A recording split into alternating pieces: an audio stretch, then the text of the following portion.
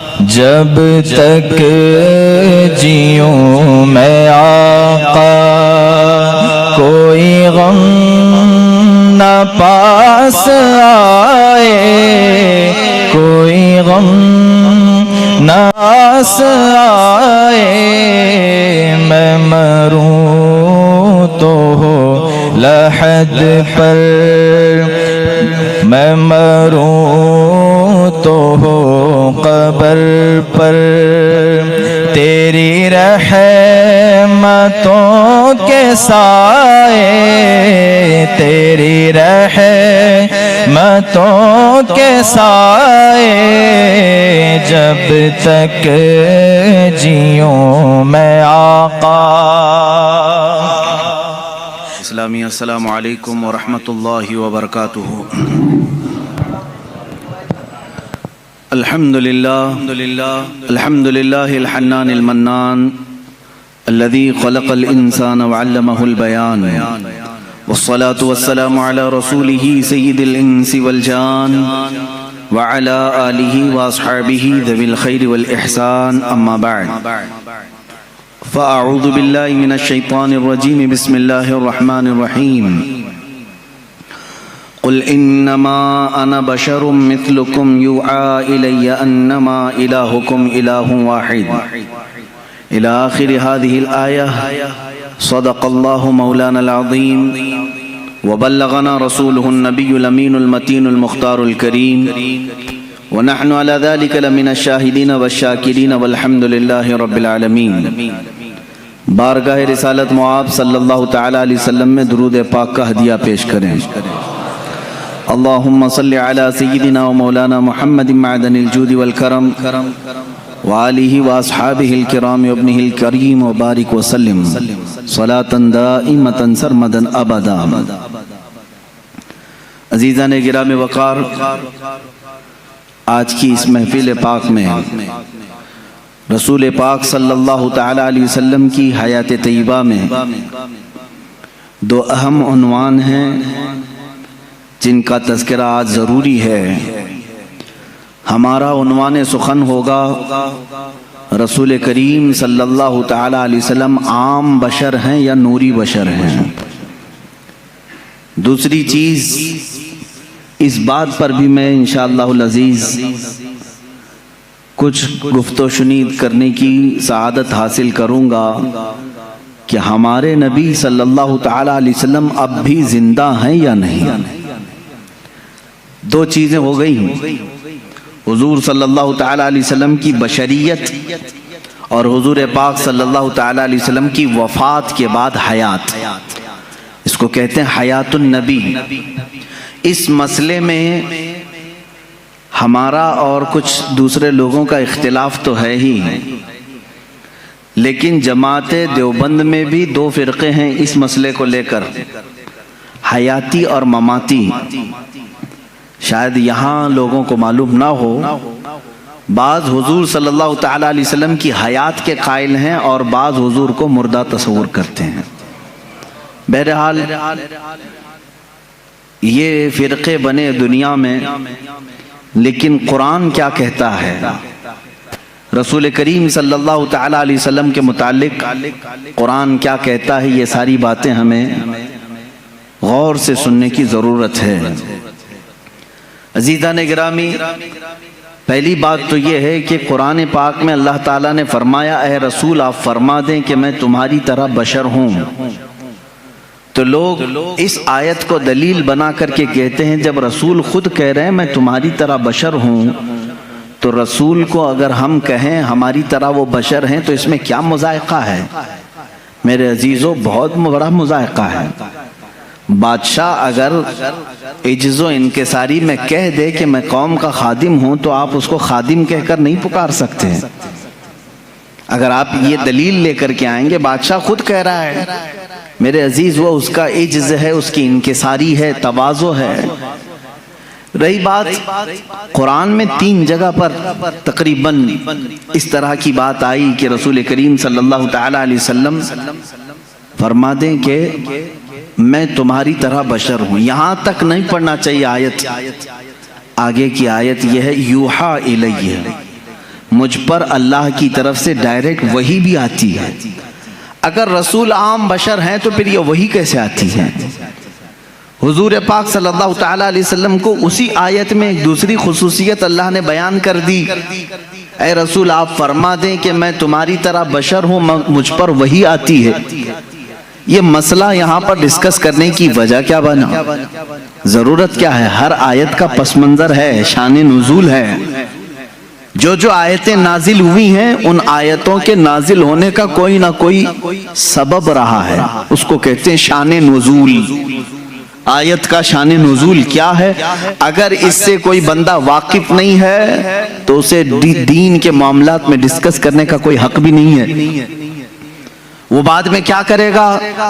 آیتیں اتری تھی کافروں کے لیے، وہ مومنوں پہ فٹ کرے گا۔ آیتیں اتری تھی مشرکین مکہ کے لیے، وہ اولیاء پہ فٹ کرے گا۔ جس کو شان نزول نہیں معلوم ہے وہ ادھر کی آیت ادھر چسپاں کرے گا، ادھر کی آیت ادھر لگا دے گا۔ شان نزول قرآن کا ایک علم ہے، تفسیر قرآن کا ایک علم ہے، اور اس پر باضابطہ مفسرین نے کتابیں لکھی ہیں، پوری کتابیں ہیں کہ کون کون سی آیت کس موقع پہ نازل ہوئی، واقعہ کیا چل رہا تھا۔ اسی طرح میں آپ کو یہ بھی بتا دوں کہ یہاں پر اللہ کے رسول صلی اللہ تعالیٰ علیہ وسلم کو بشر کہنے کا حکم ہوا۔ آپ فرما دیں لوگوں سے کہ میں بھی بشر ہوں۔ بشر کا مطلب ہوتا ہے انسان، میں بھی بشر ہوں، آپ بھی بشر ہیں، حضور صلی اللہ تعالیٰ علیہ وسلم بھی بشر ہیں۔ لیکن اس میں کچھ لوگ دھوکہ کھا گئے، رسول کو کہنے کا حکم ہوا ہے وہ بھی بشر ہیں تو ہم بھی کہیں گے رسول ہماری طرح بشر ہیں۔ میرے عزیز، تجھے یہ پوری تفصیل سمجھنی ہوگی کہ اللہ نے کیوں فرمایا رسول کو اپنی طرح بشر، رسول کو کیوں حکم ہوا کہ آپ کہہ دیں بشر ہیں۔ وجہ یہ تھی کہ اس زمانے میں دو قومیں تو بگڑی تھیں، ایک یہودی اور دوسرے عیسائی۔ ان کے پاس اللہ کی کتابیں تھیں، اللہ کی کتابیں تھیں۔ یہودیوں کے پاس تورات بھی تھی، انجیل بھی تھی، عیسائیوں کے پاس انجیل تھی، نبی بھی آئے ان کے پاس۔ لیکن یہ قومیں کیسے بگڑی؟ اپنے اپنے زمانے کے نبیوں میں جب انہوں نے حیرت انگیز معجزات دیکھے تو غلو کر گئے۔ غلو کا مطلب ہوتا ہے اور کر دینا، کسی کے مرتبے کو بڑھا کر کے۔ حضرت عزیر علیہ السلام ایک نبی ہیں، اللہ نے ان پر نیند طاری کر دی، وہ 100 سال تک سوتے رہے۔ قرآن پاک میں اللہ نے اس کا تذکرہ بیان فرمایا ہے، 3 پارے میں، سورہ بقرہ ہی میں ہے۔ 100 سال تک ایک ہی مقام پر سوتے رہے، پھر 100 سال کے بعد مولا نے دوبارہ انہیں اٹھایا اور وہ اپنی قوم کے پاس آئے۔ ان کے بچے ان سے بڑی عمر کے ہو چکے تھے، یہ غالباً 33 یا 35 سال کی عمر میں گئے تھے۔ واپس جب اٹھائے گئے 100 سال کے بعد تو ان کی جو عمر تھی وہی تھی، لیکن جو قوم کی عمر تھی وہ 100 سال آگے جا چکی تھی۔ اب اس معجزے کو دیکھ کر کے کئی لوگ ششدر رہ گئے، کیا کوئی 100 سال کے بعد دوبارہ اٹھ سکتا ہے؟ کوئی موت کے بعد دوبارہ آ سکتا ہے؟ تو ان لوگوں نے کیا کہنا شروع کیا، ایسا حیرت انگیز کام ہم نے آج تک دیکھا نہیں تھا۔ اگر عزیر کے ساتھ ایسا ہوتا ہے تو یہ اللہ کا بیٹا ضرور ہوگا۔ وقالت الیہود عزیر ابن اللہ، تو یہودیوں نے کہا عزیر اللہ کا بیٹا ہے، تو انہوں نے کہاں تک بڑھا دیا؟ اللہ کا بیٹا کہہ دیا۔ اب ادھر آئیں عیسیٰ علیہ السلام۔ عیسیٰ علیہ السلام دنیا میں وہ تنہا شخص ہیں جو بغیر باپ کے پیدا کیے گئے۔ آدم علیہ السلام کے بعد، آدم علیہ السلام کو تو اللہ تعالیٰ نے بغیر باپ بغیر ماں کے پیدا کیا، لیکن عیسیٰ علیہ السلام صرف اور صرف حضرت بی بی مریم سے پیدا کیے گئے، اور حضرت مریم کو کسی نے چھوا تک نہیں، وہ اتنی پاکیزہ تھی۔ جبرائیل امین علیہ السلام نے پھونک ماری اور وہ حملہ ہو گئی، اس حمل سے حضرت عیسیٰ علیہ السلام پیدا ہوئے، اور عیسیٰ علیہ السلام کا لقب بھی ہے روح اللہ۔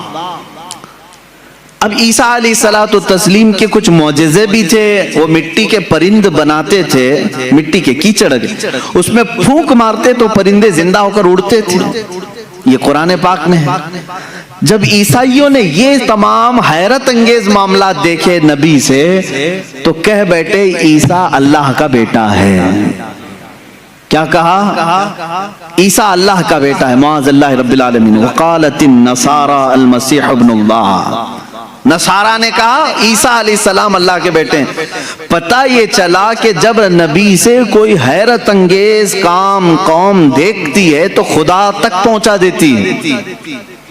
عزیر علیہ السلام 100 سال کے بعد دوبارہ اٹھے تو قوم نے کہہ دیا اللہ کا بیٹا ہے۔ عیسیٰ علیہ السلام بغیر باپ کے پیدا کیے گئے اور مٹی کے پرندوں میں پھونک مارتے تو اڑنے لگتے، تو عیسائیوں نے کہہ دیا وہ اللہ کے بیٹے ہیں۔ اب ادھر مکہ مکرمہ میں جو جلوہ رسول دیکھا ہے، رسول کریم صلی اللہ تعالی علیہ وسلم کے ایک آدھ حیرت انگیز کام نہیں ہے، ہر دن ایک معجزے کا صدور ہے۔ کبھی یہ رسول انگلی اٹھا کر کے اشارہ کریں چاند پھٹ جائے، کبھی وہ بے زبان جانوروں سے کلام کریں درخت اکھڑ کر ان کی بارگاہ میں آ جائے۔ تو یہ حیرت انگیز کام جو رسول پاک کے ساتھ ہو رہے تھے، تو اب عرب کے لوگ پچھلی قوموں کی طرح بگڑ نہ جائیں اور رسول کو یہ نہ کہہ دیں کہ یہ خدا اتر پڑا ہے۔ اللہ نے فرمایا رسول آپ کہہ دیں کہ میں بشر ہوں۔ اللہ نے کیوں فرمایا؟ قل انما انا بشر مثلکم، اے حبیب آپ فرما دے میں بشر ہی ہوں، کہ تم دھوکہ نہ کھا جانا، مجھے خدا مت سمجھ لینا۔ ایک بات یہ بھی ہے، اور دوسری بات ایک بہت بڑے گزرے ہوئے ایک مناظرے کا سبق بھی تھا اس میں۔ ابراہیم علیہ السلام کے ساتھ نمرود کا ایک مناظرہ ہوا تھا۔ نمرود اس زمانے کا ظالم و جابر بادشاہ، جب اس نے دیکھا کہ ابراہیم ہمارے بتوں کی پوجا بھی نہیں کرتا، اور حضرت ابراہیم علیہ السلام کے ساتھ بہت سارے معاملات تھے، وہ ان کے بتوں کو نہیں مانتے تھے، جو ستاروں کی پوجا کرتے ان کی نہیں مانتے تھے، جو چاند و سورج کو پوجتے ان کی نہیں مانتے تھے۔ ایک دن بلایا اس نے دربار میں۔ اب یہ جو مناظرہ ہے وہ بھی قرآن پاک میں آیا۔ حضرت ابراہیم علیہ الصلوۃ والتسلیم سے اس نے پوچھا کہ تم کس خدا کو مانتے ہو، آخر کون ہے تیرا خدا؟ قال ابراہیم ربی الذی یحیی و یمیت، میرا رب وہ ہے جو زندگی بھی دیتا ہے اور موت بھی دیتا ہے۔ کون کہا؟ ابراہیم علیہ السلام۔ تو جھٹ سے اس پاگل نے کہا قال انا احیی و امیت، میں بھی لوگوں کو زندگی دیتا ہوں موت دیتا ہوں، میرے پاس بھی یہ کنٹرول ہے، تو مجھے خدا مان لے۔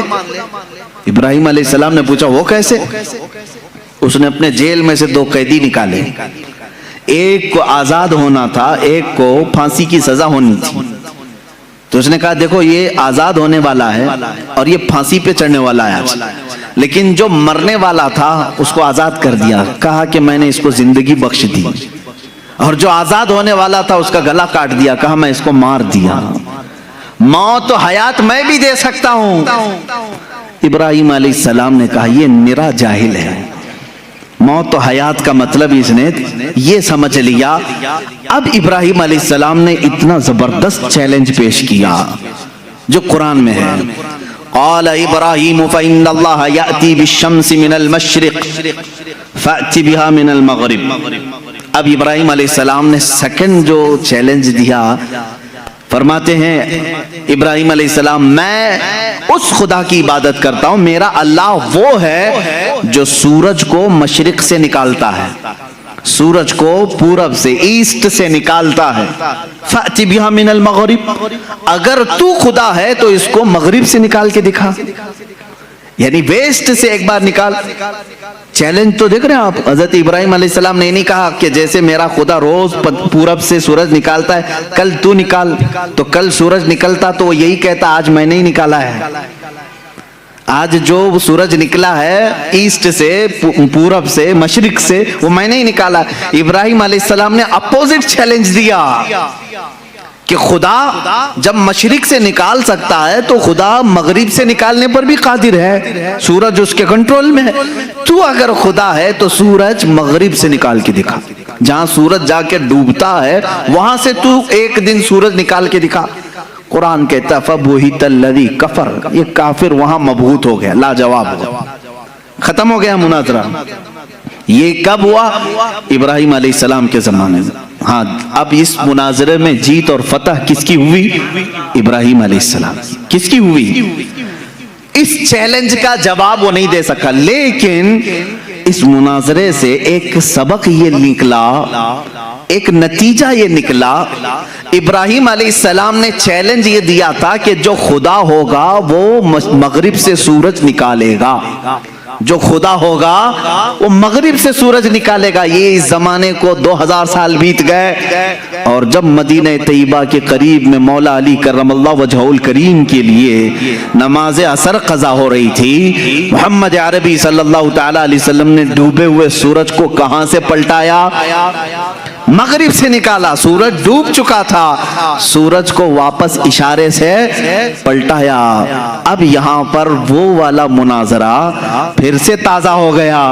ابراہیم علیہ السلام نے تو چیلنج دیا تھا نمرود کو کہ اگر تو خدا ہے تو سورج کو مغرب سے نکال۔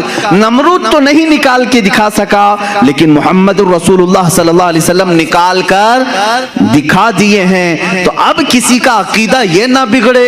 ابراہیم علیہ السلام نے کہا تھا جو سورج مغرب سے نکالے گا وہ خدا ہوگا، اللہ نے آیت نازل فرمائی، قل انما انا بشر مثلکم، اے رسول آپ فرما دیں یہ دھوکے میں نہ آئے، میں تمہاری طرح بشر ہی ہوں، لیکن میرے عزیزوں ساتھ میں اتنا یاد رکھنا عام بشر نہیں، وہ نوری بشر ہیں۔ اللہ رب العزت کی ان پر خصوصی عنایات ہیں۔ میں مانتا ہوں اے عقل والو میرا محمد خدا نہیں ہے، مگر دلوں میں یہ نقش کر لو کہ وہ خدا سے جدا نہیں ہے۔ یہ ہمارا عقیدہ ہے۔ اب یہ نور و بشر کے جو معاملات ہیں یہاں پر کچھ لوگ کنفیوژن پیش کرتے ہیں، ہے نہیں کچھ، لیکن مجھے ضرورت اس بات کی ہے کہ سنیوں کو ان عقائد اور ان معمولات اہل سنت کو میں واضح طریقے سے بیان کر کے بتاؤں۔ میرے عزیزو، رسول کریم صلی اللہ تعالی علیہ وسلم کو اگر کسی نے خالص نور ہی کہا اور بشر نہیں کہا وہ بھی گمراہ ہے۔ حضور صلی اللہ تعالی علیہ وسلم کی بشریت کا اگر کسی نے انکار کیا وہ بھی کافر ہو جائے گا، گمراہ ہے۔ ہاں اگر کوئی یہ کہتا ہے کہ صرف وہ عام بشر ہیں تو بھی گمراہ ہے۔ عام بشر، عام انسان کہہ رہے تو بھی گمراہ ہے۔ تو کہنا کیا چاہیے؟ حضور پاک صلی اللہ تعالی علیہ وسلم کے لیے اہل سنت و جماعت کا عقیدہ یہ ہے کہ وہ نوری بشر ہیں۔ نوری بشر کا مطلب یہ ہوتا ہے دیکھنے میں تو بشر دکھتا ہے لیکن قدرت میں نوری مخلوق سے بھی بڑھ کر کے ہے۔ فرشتے نور ہیں، انسان بشر ہے۔ فرشتے نوری مخلوق ہیں، انسان بشر ہے۔ اب رسول کو اگر تم نے صرف نور کہا تو فرشتوں میں چلے جائیں گے، صرف بشر کہا تو صرف انسانوں میں۔ رسول ملائکہ کا بھی رسول ہے، انسانوں کا بھی رسول ہے، اس لیے تمہیں یہ کہنا پڑے گا کہ وہ نبی نور والے بھی ہیں اور بشریت بھی ان کے اندر ہے۔ ہمارا عقیدہ یہی ہے کہ وہ نوری بشر ہیں۔ کیا ہیں؟ نوری بشر ہیں۔ میرے عزیزو، اب جن لوگوں نے یہ کہا کہ رسول ہماری ہی طرح ہیں تو یہ تو عقل میں نہیں آتی، بات عقل میں نہیں آتی۔ میں کسی سادے سے مسلمان کو بھی اٹھا کر کے پوچھوں گا وہ توبہ توبہ کرے گا، کیسی بات کر رہے ہو، رسول ہماری طرح ہو سکتے ہیں؟ علماء کی بات تو چھوڑو، میں عام سے بندے کو بھی پوچھوں گا کیا تم اس بات کا عقیدہ رکھتے ہو کہ رسول ہماری طرح تھے؟ کوئی کہہ سکتا ہے؟ ہرگز نہیں۔ ہاں اس طرح کا کن لوگوں نے کہا تھا؟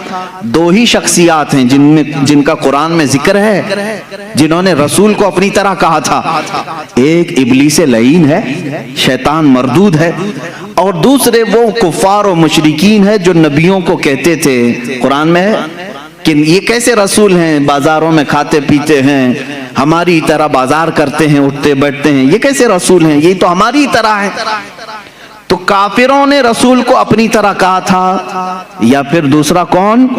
شیطان نے کہا تھا۔ اب اگر کوئی بھی کہہ رہا ہو انہی دو کیٹیگری میں سے ہوگا، انہی دو کیٹیگری میں سے، یا تو شیطان کے یہ اولاد میں سے ہوں گے، وارثین میں سے ہوں گے، جانشین ہوں گے، یا سجادہ نشین ہوں گے، یا تو پھر کفار و مشرکین کے دلال ہوں گے، ایجنٹ ہوں گے۔ قرآن میں دو ہی لوگوں کا ذکر ہے، کہ نبی کو اپنی طرح کہنے والے کفار و مشرکین تھے اور ابلیس لعین۔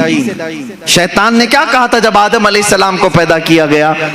اس نے کہا تھا مجھے تو آگ سے بنایا گیا، ان کو مٹی سے کیسے یہ برابر ہو سکتا ہے؟ میں سجدہ کروں یہ نہیں ہو سکتا۔ بلکہ اس نے برابر کیا، اپنے آپ کو ان سے بھی بڑا سمجھا۔ جیسے آج لوگوں نے کہا ہے نا، کتابوں میں لکھا ہے امتی عمل کرتے کرتے کبھی نبی سے بھی بڑھ جاتا ہے۔ شیطان نے یہی کہا تھا کہ مجھے آگ سے پیدا کیا ہے، میں آدم سے بڑھ گیا ہوں، یہ مٹی سے ہے۔ عزیزان گرامی وقار، اس طرح کے جملوں سے احتراز کرو، پرہیز کرو، اس طرح کے ڈیبیٹ میں جاؤ بھی مت۔ تم رسول کریم صلی اللہ تعالی علیہ وسلم کی حیات طیبہ میں آج نہیں ہو، ان کی ظاہری زندگی میں نہیں ہو کہ تم ان کے بارے میں فیصلے لیتے رہو گے کہ وہ صرف نور تھے، کہ صرف بشر تھے، عام بشر تھے یا کیا تھے۔ یہ تمام ڈسکشن نہ کرو، قرآن نے ہمیں جتنا کہا ہے اس پر عمل کرو۔ قرآن نے ہمیں یہ کہا وہ بشر تو ہے لیکن عام بشر نہیں، عام بشر نہیں۔ یہاں کوئی بھی یہ نہ کہے، بعض ایک صاحب نے کہا تھا کیا رسول کے دو کان نہیں تھے؟ رسول کی دو آنکھیں نہیں تھی؟ رسول کی ایک ناک نہیں تھی؟ رسول کے دو پاؤں دو ہاتھ نہیں تھے؟ پھر آپ الگ کیوں کہتے ہیں؟ ایک صاحب نے یہ بھی ایسے ہی مار دیا انہوں نے برابری کے لیے، جب ان پر سخت گرفت کی جانے لگی تو کہے وہ بھی تو انسان ہی تھے نا، ان کی دو آنکھیں تھی، دو کان تھے۔ میرے عزیز، اگر ایسے ہی برابری کا معاملہ رہے تو سور کے بھی دو کان ہیں، تیرے بھی دو کان ہیں، کتے کی بھی دو آنکھیں ہیں، تیری بھی دو آنکھیں ہیں۔ کیا میں نے کبھی کہا کہ تو دیکھنے میں کتے کی طرح دکھتا ہے؟ میں نے نہیں کہا۔ برابری کے یہ اصول نہیں ہوتے، دو کان ہونا برابری کی ضرورت معیار نہیں ہے، دو آنکھ ہو جانا یہ برابری کا معیار نہیں ہے۔ ذرا تم اپنے گریبان میں جھانک کر کے دیکھو، جو رسول کو اپنی طرح بشر کہے، کیا زندگی میں کبھی تمہارے پاس جبرائیل آیا ہے؟ کیا کبھی زندگی میں تمہارے پاس جبرائیل آیا ہے؟ برابری کہنے والے سے میرا سوال ہے، کیا زندگی میں کبھی تجھے معراج کا بلاوا آیا ہے؟ کیا زندگی میں کبھی تجھے انبیاء کی امامت کا شرف ملا ہے؟ کیا کبھی تیری زندگی میں ایسا ہوا کہ تو سو گیا ہو، جنت سے تجھے کھلا پلا دیا گیا ہو؟ وہ خصوصیات تو میرے مصطفیٰ کو عطا تھی، یہ رسول کریم صلی اللہ تعالی علیہ وسلم کی عنایات تھی۔ اللہ کے نبی صلی اللہ تعالی علیہ وسلم عید کی نماز پڑھانے کے لیے مدینے سے باہر تشریف لائے ہیں اور کھلے میدان میں نماز پڑھا رہے ہیں۔ صحابہ فرماتے ہیں جب تک میرے آقا صلی اللہ تعالی علیہ وسلم خطبہ دیتے رہے، نماز پڑھاتے رہے، آسمان کا ایک ٹکڑا ابر بن کر چھاؤں پیش کرتا رہا، سایہ بن کر کے سایہ افغن رہا، اور ہمیشہ میرے آقا صلی اللہ تعالی علیہ وسلم جب کبھی دھوپ میں چلتے تھے تو آسمان کا ایک ٹکڑا ساتھ ساتھ چلتا تھا۔ کیا تیرے بھی یہ خصوصیات ہیں؟ تجھے یہ خصوصیات دی گئی ہیں؟ اللہ کے نبی صلی اللہ تعالی علیہ وسلم کی ہر چیز کو پاک کہا گیا ہے، ان کے لباس کو پاک کہا گیا ہے، ان کے جسم سے ریلیٹڈ ہر چیز کو پاک کہا گیا ہے۔ کیا تیرے لیے یہ خصوصیات ہیں؟ میں نے اس سے قبل حضور پاک صلی اللہ تعالی علیہ وسلم کے معجزات کے بیان میں بھی عرض کیا تھا، ان کا لعاب پاک جس چیز پہ لگ جائے وہ شفایاب ہو جائے، ان کا دست مبارکہ جسے لگ جائے وہ آگ میں نہ جھلے، وہ اپنا قدم ناز پتھر پر رکھیں تو وہ نقش اپنے سینے پر لے لے۔ یہ خصوصیات میرے مصطفیٰ کریم صلی اللہ علیہ وسلم کی ہیں۔ تو برابری کا دعویٰ کرنے والا ان میں سے کوئی ایک چیز لا سکتا ہے؟ جب نہیں ہو سکتا تو اس طرح کی اندھا دھند تیر اندازی بھی نہیں کرنی چاہیے، ادھر کی ادھر کی پھینکا پھینکی نہ کریں۔ دین کے معاملات میں امت کو ادب سکھایا جائے تو ہم پوری زندگی عمل کر کے بھی کسی صحابی کے درجے کو نہیں پہنچ سکتے، رسول بہت دور کی بات ہے۔ اللہ کے نبی صلی اللہ تعالی علیہ وسلم کے متعلق یہ عقیدہ رکھیں کہ وہ نوری بشر ہیں۔ کیا ہیں؟ وہ نوری بشر ہیں۔ اب یہاں سے معاملہ ہے رسول پاک صلی اللہ تعالی علیہ وسلم کی حیات کے متعلق۔ ظاہر سی بات ہے تم جب یہ عقیدہ رکھ لو گے کہ وہ عام بشر نہیں ہیں، تب اس ایکسپشن سے بہت سارے عقیدے آپ کے نکلیں گے۔ اگر کوئی آپ سے یہ سوال کرے کہ میاں سارے لوگ قبر میں جاتے ہیں، سب کا اختتام قبر ہے، دفن کیا جاتا ہے، سب مٹی میں ملتے ہیں، رسول کے ساتھ بھی ایسا ہوا ہوگا، تو آپ یہ کہیں یہ عقیدہ یہیں سے شروع ہوا جہاں تو نے رسول کو اپنی طرح سمجھا۔ अपनी तरह समझा, वहीं से तूने ये भी रिजल्ट निकाल लिया हमारे मुर्दे सड़ते हैं तो रसूल का भी जिस्म पाक इस तरह हो गया होगा, माअज़ल्लाह रब्बिल आलमीन। तुम यहां से अकीदा बदल लो, रसूल हमारी तरह नहीं थे, आगे की सारी मंजिलें मोहब्बतों में तुम्हारी शुमार होंगी, सारी अजमतों के तुम कायल हो जाओगे।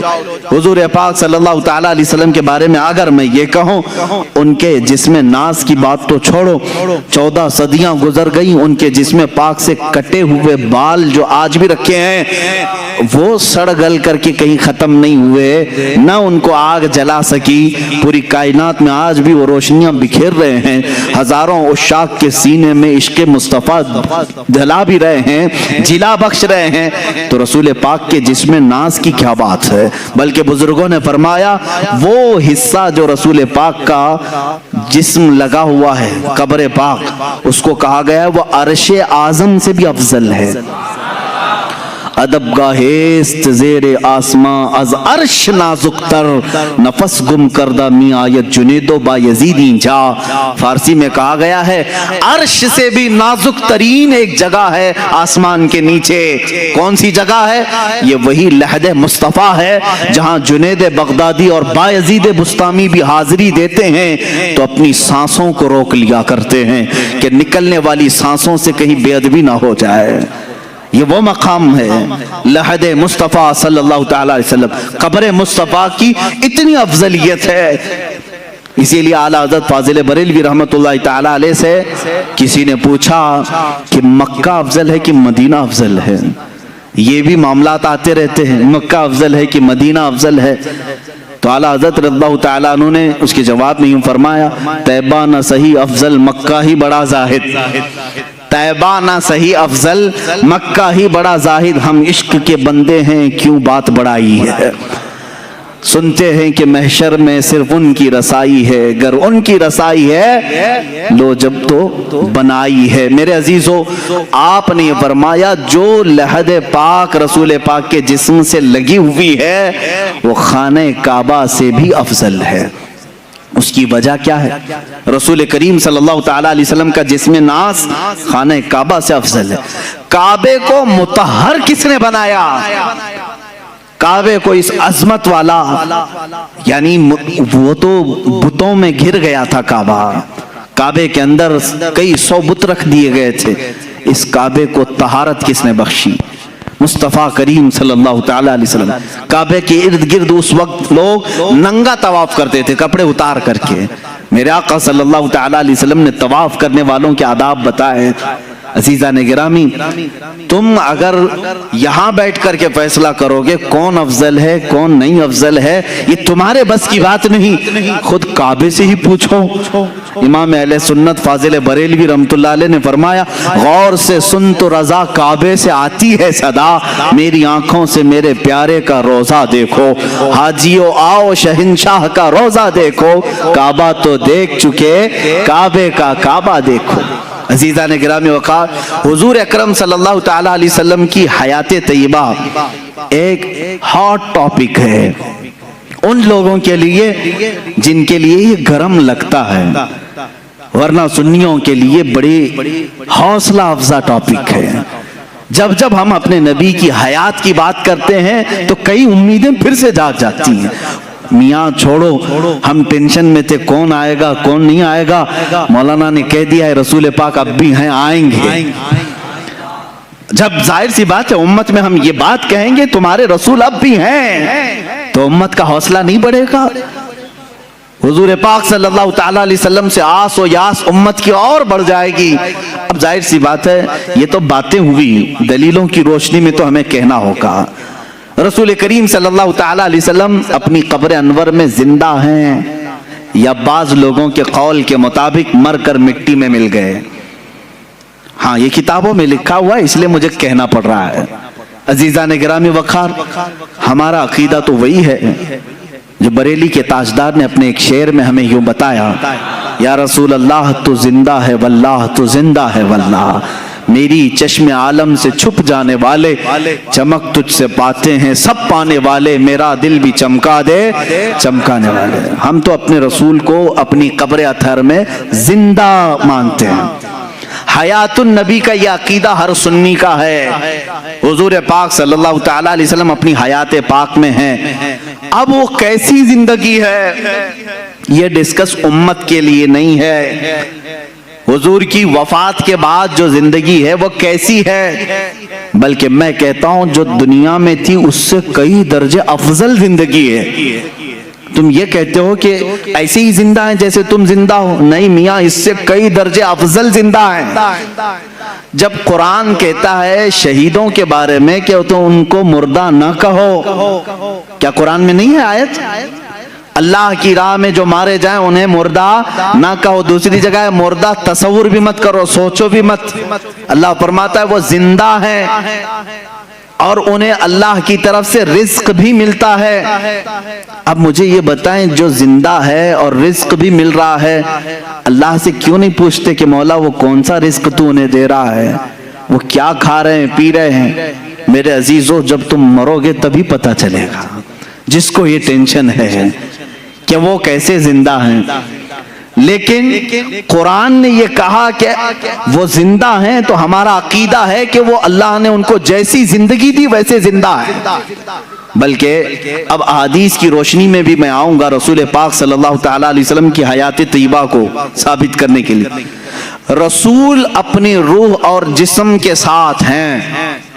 ایک بار جو روح نکالنی ہے وہ اللہ کے وعدے کے مطابق نکال لی جاتی ہے.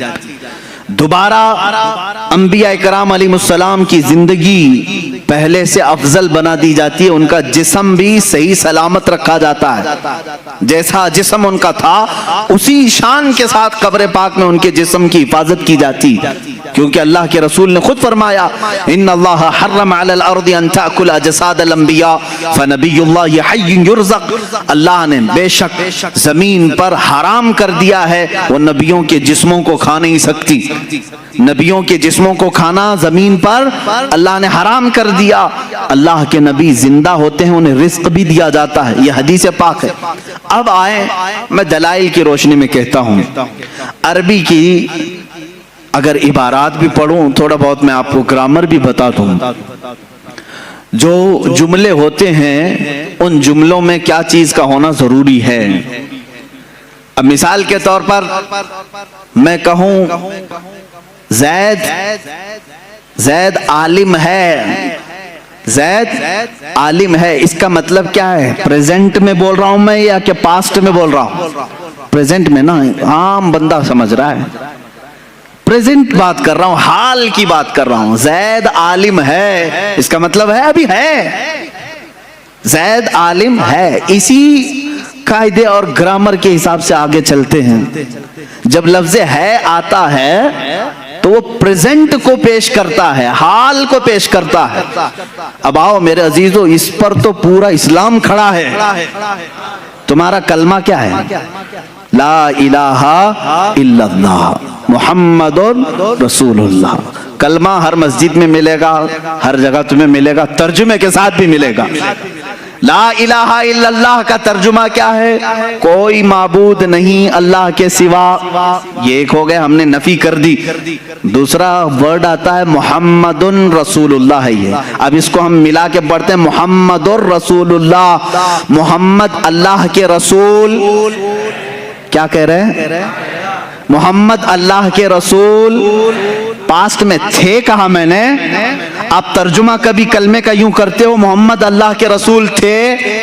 نہیں. ہمارا ہر بچہ ترجمہ یہی کرے گا محمد اللہ کے رسول ہے. یہ اس بات کی علامت ہے کہ رسول آج بھی زندہ ہیں. میرے عزیزو، ہم مردہ رسول کو مانتے تو یہ کہتے وہ اپنے زمانے میں رسول تھے. جب کلمہ پڑھ رہے ہیں ہم اقرار کر رہے ہیں رسول ہیں، محمد اللہ کے رسول. کلمہ ہمارے نبی کی زندگی کی بڑی دلیل ہے. اور اگر رسول پاک کی حیات کا کوئی منکر ہے تو میں سمجھتا ہوں اس کا کلمہ ہی ادھورا ہے. وہ رسول پاک صلی اللہ تعالیٰ علیہ وسلم کی رسالت کو پاسٹ میں مان رہا ہے، ابھی نہیں مان رہا ہے. محمد اللہ کے رسول ہیں. اس سے سمجھ میں آیا رسول ہیں کہ نہیں ابھی؟ ہے۔ میرے عزیزو، صحابہ نے بھی یہی کلمہ پڑھا، اولیاء نے بھی یہی پڑھا، تابعین نے بھی یہی پڑھا، ہم بھی یہی پڑھ رہے ہیں۔ اللہ کی ذات سے کروڑ یقین ہے کہ ہمارے بچے بھی یہی پڑھیں گے انشاءاللہ العزیز، ہماری نسلیں بھی یہی پڑھیں گے۔ آج بھی رسول زندہ ہیں، کل بھی زندہ تھے اور قیامت تک انشاءاللہ العزیز ہمارا یہ عقیدہ بھی زندہ رہے گا۔ رسول پاک صلی اللہ تعالیٰ علیہ وسلم کی حیات طیبہ کو جنہوں نے ڈسکنیکٹ کیا ان کا نقصان کیا ہوا جانتے ہیں؟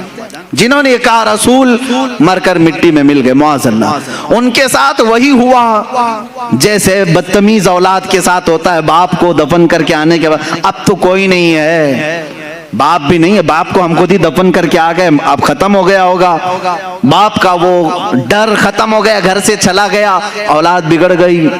کچھ اولاد کے ساتھ ایسا ہوتا ہے باپ کے جانے کے بعد وہ من مانی کرنے لگا۔ میرے عزیزو، جس کا تصور یہ ہے رسول اب بھی زندہ ہے اور مجھے دیکھ رہے ہیں، اس کے دل میں ہمیشہ اپنے رسول کی عظمت برقرار رہتی ہے، ہمیشہ اپنے رسول کے بارے میں اس کے دل میں ایک ہیبت رہتی ہے۔ اللہ کے رسول ہیں، جب مدینہ طیبہ جاتے رہتے ہیں کیا سوچ کر جاتے ہیں لوگوں، وہاں جانے کے وقت قدم لڑکھڑانے لگتے ہیں، رسول اپنی قبر سے مجھے دیکھ رہے ہوں کہ میں کیا منہ لے کر کے رہوں۔ اور اگر کوئی یہ سوچ کر جاتا ہے نہیں وہ تو عام قبروں کی طرح مر کر ختم ہو گئے، میرے عزیزوں پھر ان کے دلوں میں ادب بھی نہیں رہتا، مدینے جانے کا بھی کوئی تصور نہیں رہتا۔ لیکن دیکھا ہے ہم نے جنہوں نے رسول پاک کو اپنی قبر انور میں زندہ تسلیم کیا، ان کا ادب بھی اتنا بڑھ جاتا ہے، وہ وہاں سے گزرتے بھی ہیں، ان کی آنکھوں سے ٹپ ٹپ آنسوں کی جھڑی جاری رہتی ہے اور الفاظ نکل نہیں پاتے۔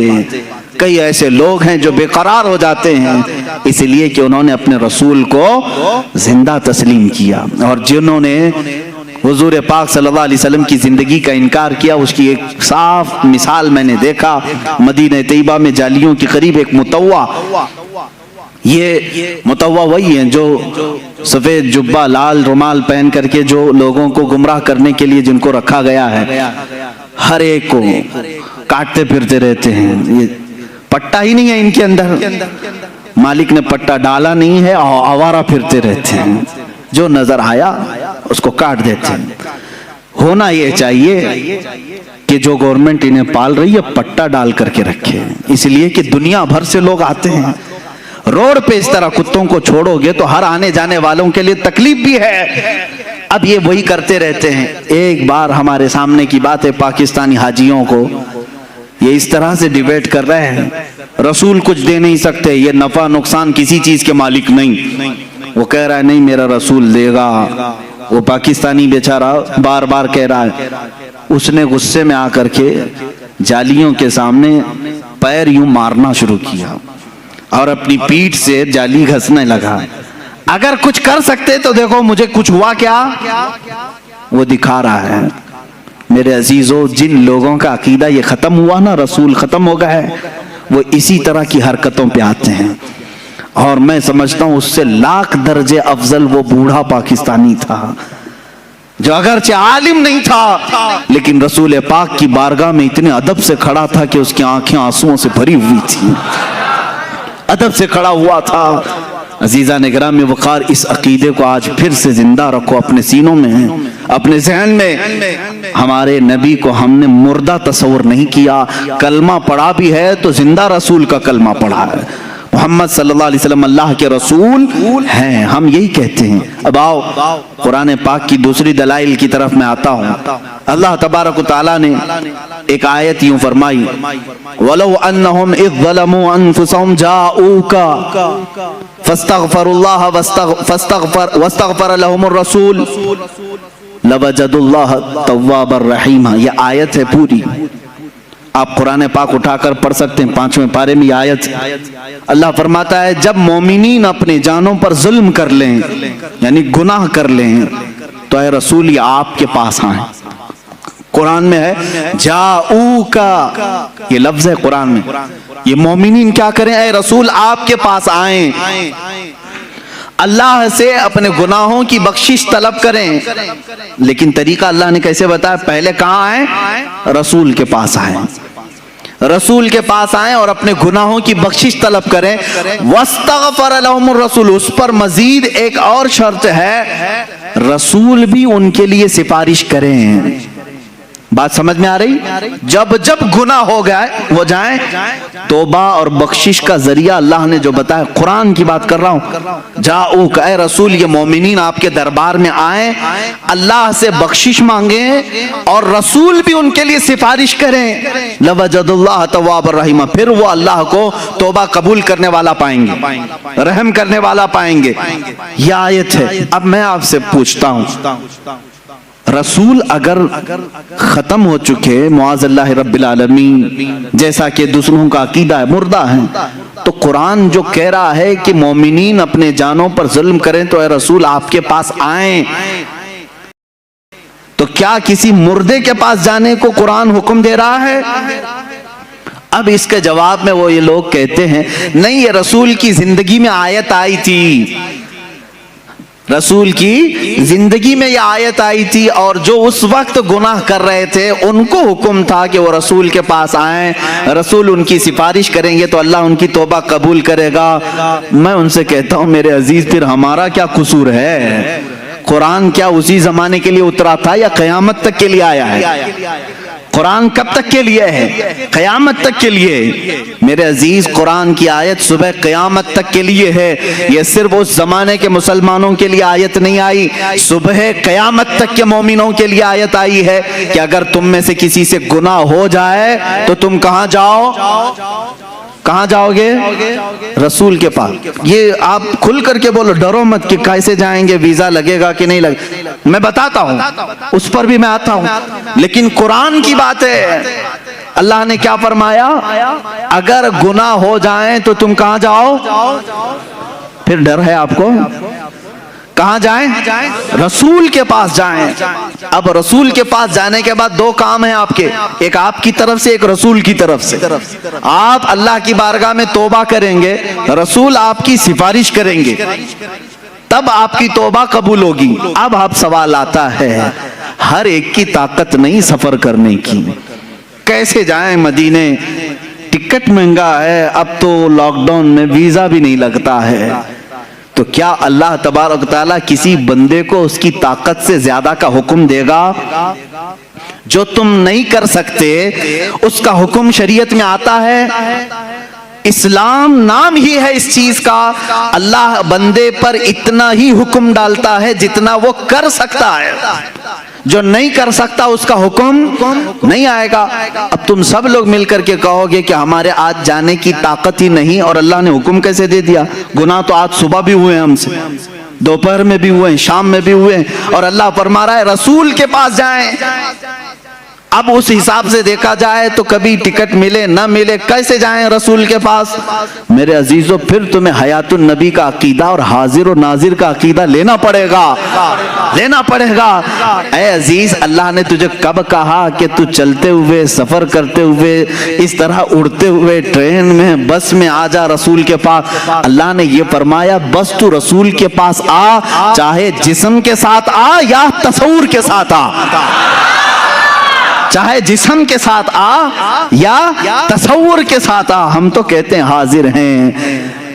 حضور پاک صلی اللہ تعالیٰ علیہ وسلم کی بارگاہ میں جب ہم کھڑے ہوتے ہیں تو یہ کہتے ہیں حاضر ہیں در دولت پہ گدا، سرکار توجہ فرمائیں.